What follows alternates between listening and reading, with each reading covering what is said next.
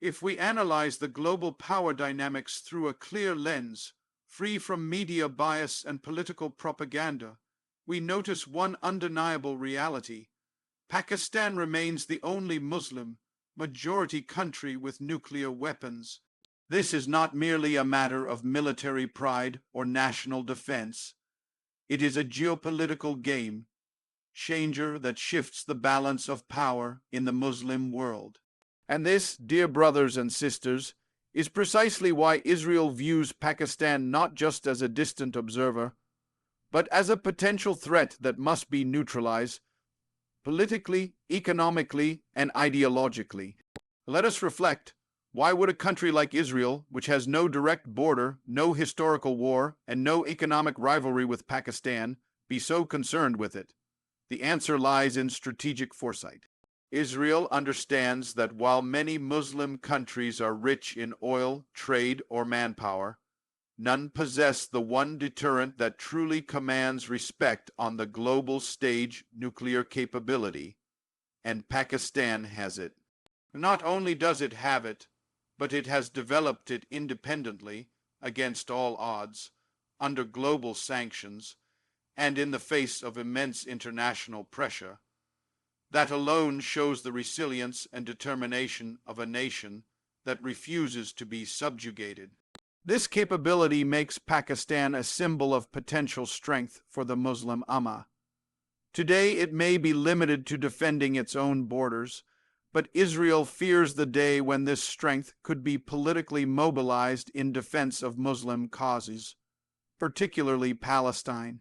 And let us not forget, Pakistan has always stood firm in its refusal to recognize Israel, stating unequivocally that normalization cannot occur while Palestinian blood continues to be spilled. This principled stance earns Pakistan respect among the oppressed, but also paints a target on its back among the oppressors. Now, if we look at the historical pattern of Israel's actions, we find that it has always sought to eliminate threats before they materialize.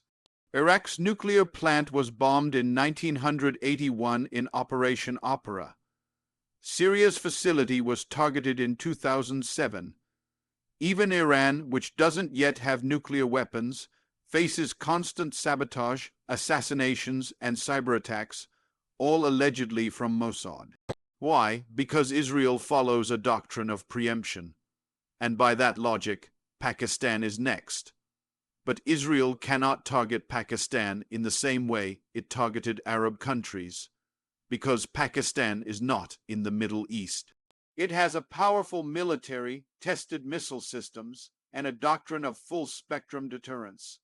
So instead of direct confrontation, the attack is covert, multi-layered, and psychological. It's happening through media demonization, false narratives, and strategic alliances, particularly with India. Israel and India, despite being in different regions, share deep military and intelligence cooperation. The weapons India uses in Kashmir are often Israeli-made. Their joint training exercises and cyber warfare strategies reflect a united front against what they both label as Islamic threats, and Pakistan is frequently placed at the center of that narrative.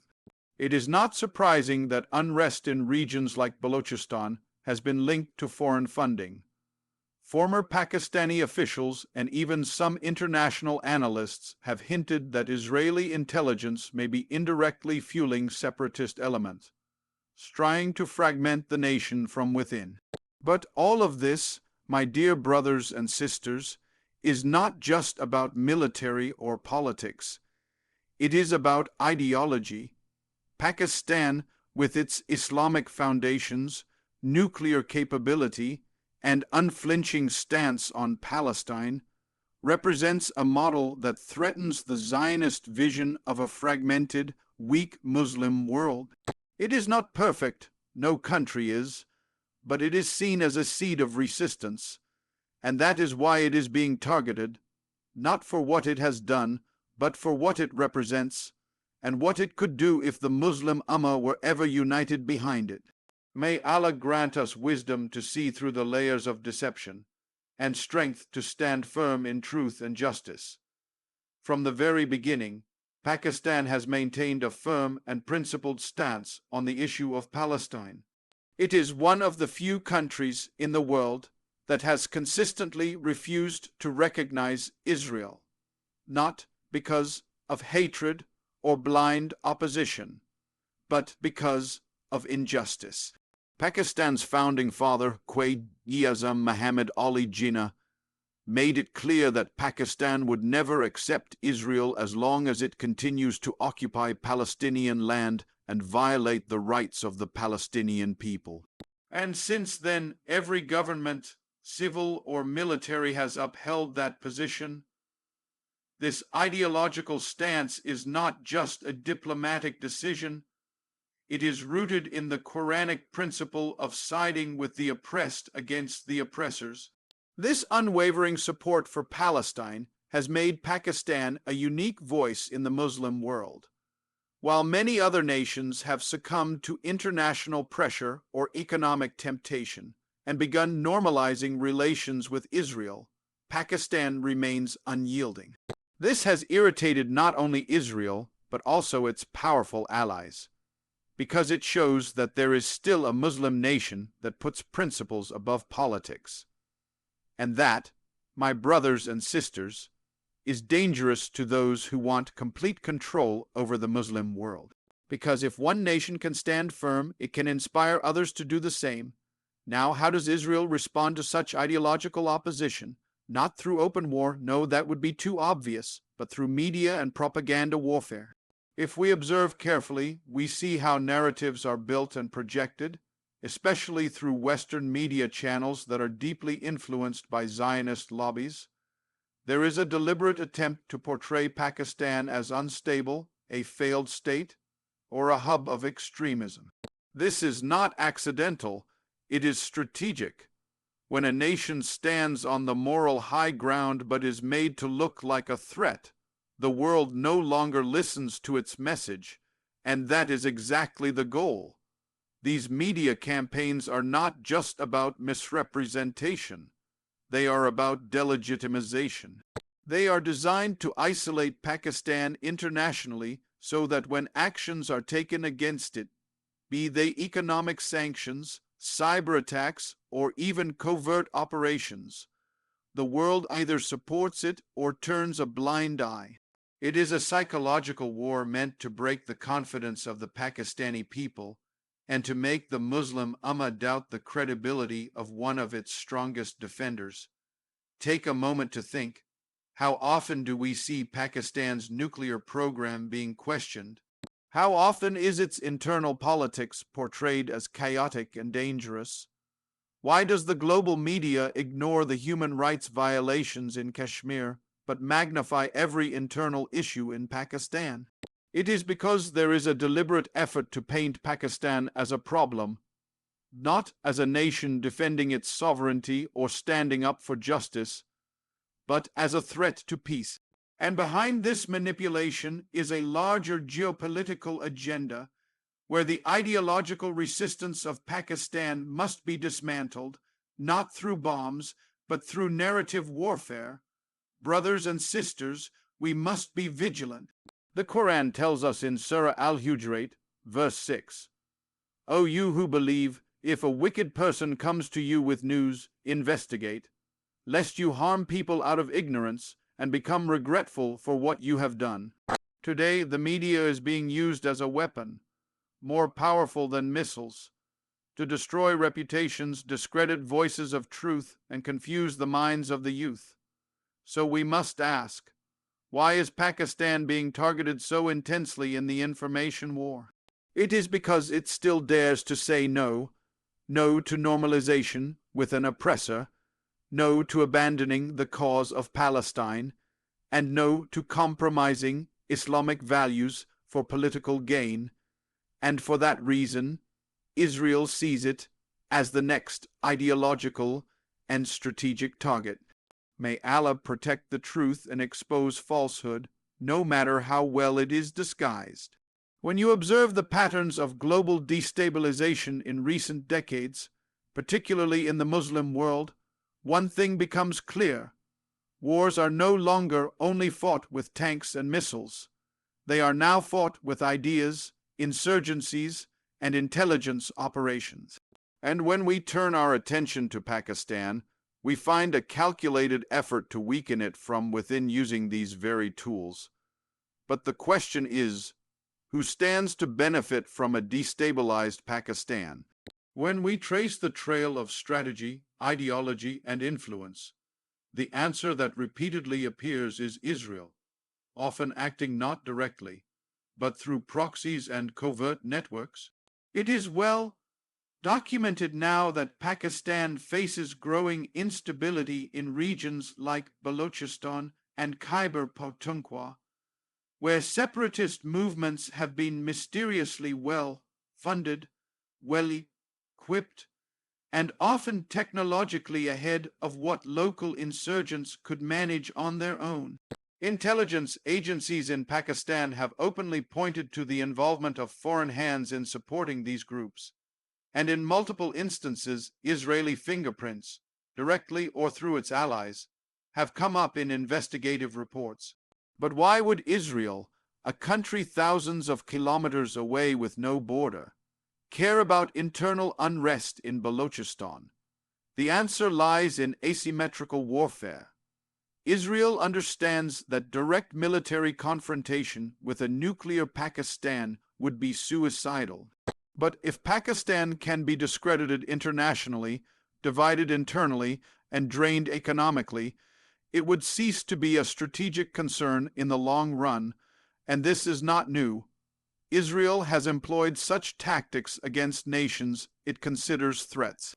Iran has faced this through cyber attacks, assassinations of scientists, and proxy warfare. Iraq's nuclear facility was bombed. Syria was destabilized. Lebanon has seen endless conflict. And now, Pakistan is in focus, not because it's attacking Israel, but because it could become a beacon of resistance if it remains strong. A deeper layer of this strategy is played out through India, which has become Israel's closest defense and intelligence partner in the region. Israel has armed India with sophisticated surveillance systems, drones, and border technology, many of which are used in occupied Kashmir against innocent Muslims. But the cooperation doesn't stop there. In Balochistan, several intelligence leaks over the past decade have exposed the involvement of Indian RAW in financing and training separatists, and it would be naive to believe that Israel is unaware of or uninvolved in these operations. In fact, military and cyber cooperation between Mossad and RAW is an open secret in global intelligence circles. Moreover, Israel benefits when Pakistan is distracted. A nation struggling with internal insurgencies, economic crises, and media attacks has no capacity to speak strongly for Palestine or to support Muslim causes beyond its borders. It becomes insular, defensive, and isolated. This is the exact outcome Israel desires. Because a confident, united Pakistan could influence public opinion in the Muslim world, form alliances, and potentially challenge the narrative that Israel has carefully built around its actions in Gaza and the West Bank. And let us not ignore the psychological war. Every blast in a mosque, every attack on a school, every ethnic riot is not just a tragedy. It is used by global media to project Pakistan as unstable and dangerous. The more instability Pakistan faces, the more justification others have to call it a threat to peace. And slowly, silently, the seed of global mistrust is planted. This is not a coincidence. It is a calculated move to isolate the only Muslim nuclear power, so that when action is taken against it in the future, the world either applauds or remains silent. So, brothers and sisters, what we see in the form of insurgencies, sectarian violence, and political polarization is not random. These are not just domestic issues. They are part of a larger geopolitical game where Israel, along with its allies, is playing the long strategy of weakening any force that dares to resist its occupation, its policies, or its ideology. May Allah grant clarity to our leaders, unity to our people, and strength to every voice that stands for truth and justice. In today's complex world of shifting alliances and silent wars, understanding the power dynamics behind global decisions is no longer optional. It is essential. When we speak of Israel targeting Pakistan, we cannot ignore the formation of a powerful geopolitical triangle: Israel, India, and the United States. This alliance is not random, nor is it purely diplomatic. It is a carefully constructed strategic bloc designed to maintain dominance in the region, control narratives, and suppress any rising Muslim power that could challenge their combined influence. And Pakistan stands at the center of their concern. Let us look at the individual roles. The United States, for decades, has been Israel's strongest ally, not just politically but militarily and economically. Billions of dollars are pumped annually into Israel's defense sector, and American foreign policy has consistently protected Israeli interests at global platforms, including the United Nations. India, on the other hand, has emerged as Israel's closest defense partner in Asia. In fact, India is now the largest buyer of Israeli weapons, including drones, missile systems, cyber tools, and border surveillance technologies. Many of these are tested and later deployed in occupied Kashmir to suppress the Muslim population. But this cooperation doesn't end at defense. It extends into intelligence sharing, cyber warfare, and coordinated diplomacy.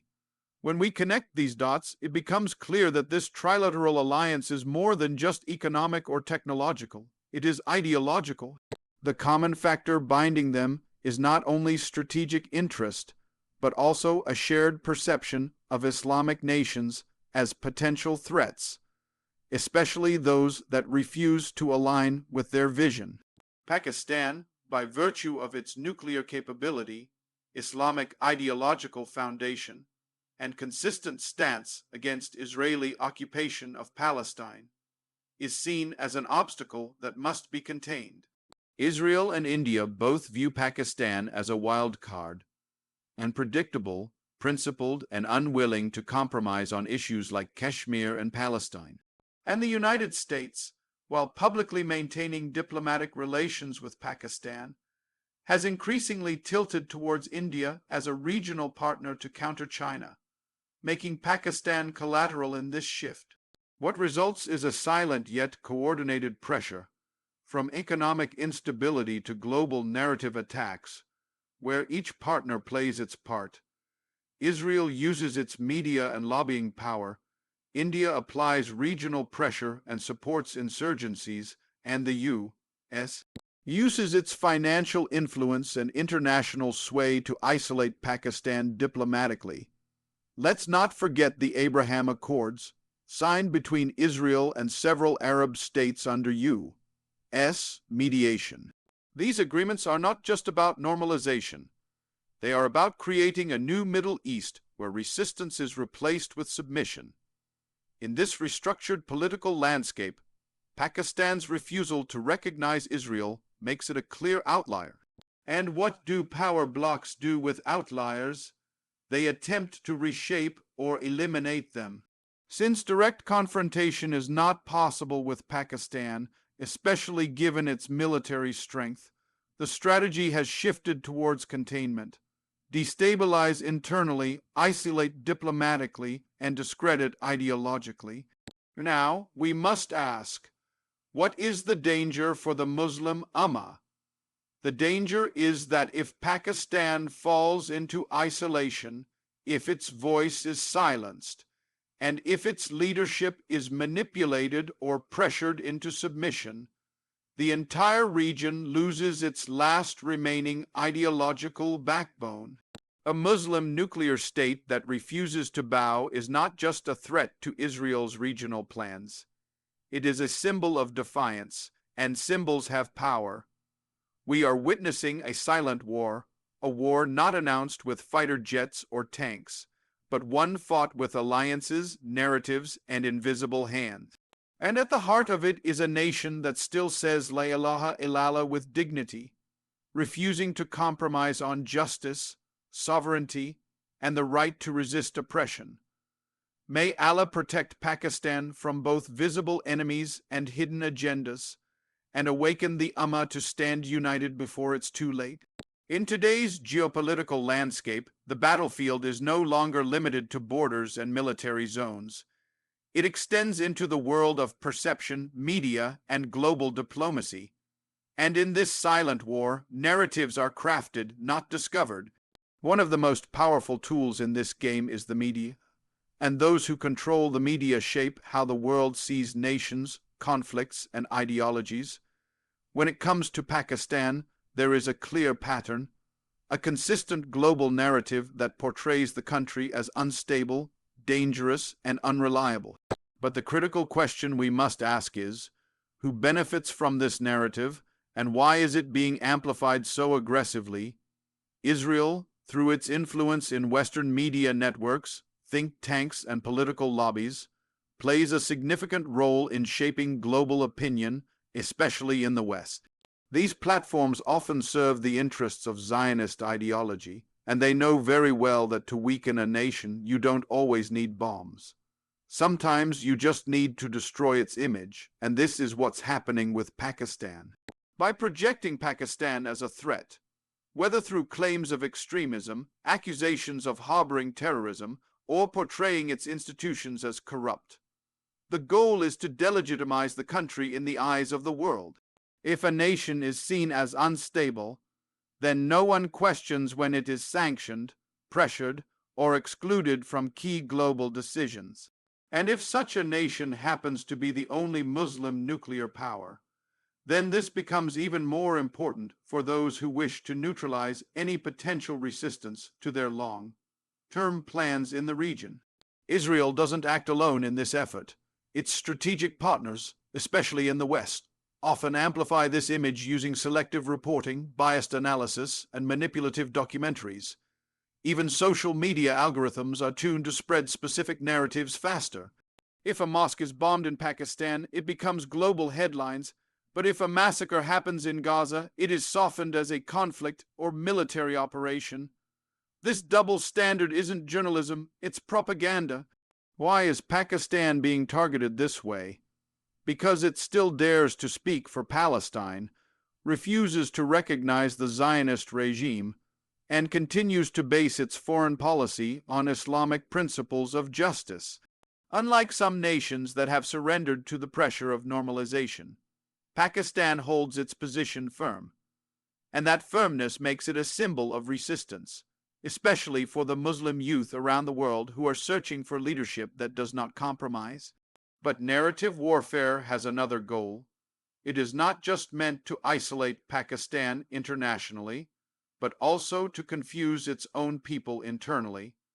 If a nation begins to doubt itself, it becomes easier to manipulate. If the youth begin to believe that Pakistan is failing, that its ideology is flawed, and that resistance is foolish, then the mission is accomplished. And this is why psychological operations and soft influence tactics are being used through movies, news, and even textbooks, lowly planting the idea that Pakistan is a burden, not a hope. This is where the real war is happening, in the minds and hearts of the people. And those who shape these minds are more dangerous than those who point guns. It is not an exaggeration to say that the global media, under the shadow of Zionist influence, is targeting Pakistan not with weapons, but with words. Words that kill identity, faith, and national pride. And so, brothers and sisters, the challenge before us is to see through the fog of propaganda, to question what we are told, and to understand that behind every headline is a motive. If Pakistan was truly as weak, irrelevant, and broken as they claim, then why are they so afraid of it? The truth is simple. Pakistan is being targeted because it still stands on the right side of history, refusing to submit. May Allah guide us to truth, protect us from deception, and strengthen those who stand for justice. When we speak of Israel targeting Pakistan, we must not overlook one of the most critical underlying reasons: Pakistan's unwavering Islamic ideology and its nuclear capability grounded in that ideological foundation. These are not mere political matters, they are deeply spiritual and strategic. Pakistan, from its inception, was not meant to be just another country. It was meant to be a fortress of Islam. Its creation was rooted in the belief that Muslims, with a distinct identity and belief system, deserve a land where they can live by the values of Islam, free from oppression, free from compromise, and free from foreign domination. This ideological base is not symbolic. It is practical and powerful. Pakistan is the only Muslim country with nuclear weapons, and that alone shifts the global balance. It serves as a deterrent, not only for hostile neighbors, but also for those who wish to exploit or invade Muslim lands as they have done in Iraq, Libya, and Syria. Nuclear power in itself is not the threat. The threat for them is that this power is in the hands of a country that refuses to submit to Zionist influence or normalize relations with an oppressive regime. Now, imagine if Pakistan were to abandon its ideology, compromise its stance on Palestine, or surrender to Western narrative. Would it still be a threat? Not at all. In fact, it would be celebrated, welcomed, and embraced, just like certain other countries that once claimed to oppose Israel but now stand with it in silence. But Pakistan's refusal to bow makes it a problem. And when an ideological enemy cannot be attacked head-on due to its nuclear defense, the next best option is to neutralize that ideology from within. This is why we are witnessing a silent campaign, both within and outside Pakistan, to weaken the spiritual and ideological fabric of the country. The youth are targeted with liberalism that strips them of Islamic identity. Religious scholars are mocked or silenced. National pride is ridiculed. The two-nation theory is challenged, and the idea of resisting global injustice is painted as extremism. This is not coincidence. It is strategy. A strong ideology creates strong unity, and unity is the greatest threat to those who benefit from division and chaos. Furthermore, the global powers know that an ideologically driven Pakistan will not sit silently while Palestinians are bombed, Kashmiris are brutalized, or Muslim lands are occupied. This is why Israel, along with its allies, wants to ensure that the Islamic ideological engine behind Pakistan's policies is dismantled. Not through war, but through cultural invasion, psychological manipulation, and internal chaos. Even the nuclear issue is framed deceptively. While Israel itself possesses illegal nuclear weapons, never having signed the Non-Proliferation Treaty, the world stays silent. But when it comes to Pakistan, there is continuous pressure, monitoring, and suspicion. Why? Because the fear is not just about bombs. It is about who controls them. And when that control lies with a nation rooted in Islamic values, unwilling to betray the oppressed, it becomes unacceptable in the eyes of the oppressors. So the real battle is not just over land, resources, or diplomacy. It is a battle of ideologies, a battle between a Zionist mindset that seeks to dominate and an Islamic mindset that refuses to be dominated. And Pakistan, despite its internal challenges, remains a symbol of that refusal. We must understand, brothers and sisters, that this ideological war requires more than political awareness. It requires spiritual clarity. We must protect our values, our beliefs, and our narrative, not just for Pakistan's sake, but for the dignity of the entire Ummah. May Allah protect Pakistan's ideological foundation, preserve its strength, and make it a source of pride and leadership for the Muslim world.